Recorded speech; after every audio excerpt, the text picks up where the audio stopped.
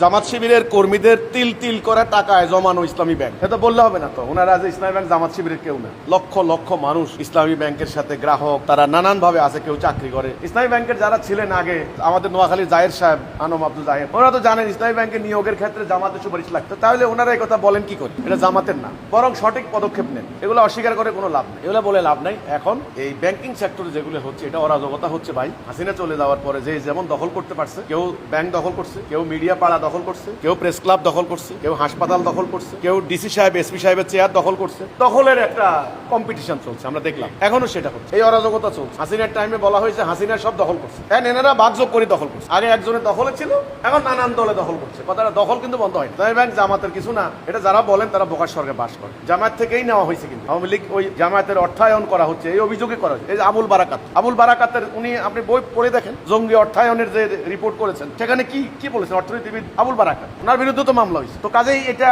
জামায়াতের ফাইন্যান্সিং এর একটা উৎস ইসলামী ব্যাংক। জামায়াতের হাজার হাজার কর্মী সমর্থক নেতারা ইসলামী ব্যাংকের সঙ্গে জড়িত। কেউ চাকরি করেন, কেউ অফিসার, বা কেউ টাকা জমা দিয়েছেন, কেউ ঋণ নিয়েছেন। আমার আশেপাশে জানাশোনা অনেক আছে, ইসলামী ব্যাংক থেকে লোন নিয়ে, কোটি কোটি টাকা লোন নিয়ে তারা হাসপাতাল করেছেন, স্কুল করেছেন, কলেজ করেছেন। আমার আশেপাশে জানাশোনা। তো এসব কথা বলে কি লাভ ভাই? মানুষকে জানে না এই সমাজের মানুষ, এগুলো নিয়ে খামাখা মারামারি রাজনীতি করে কি লাভ? সঠিক তথ্য বলেন, সঠিক কথা বলেন।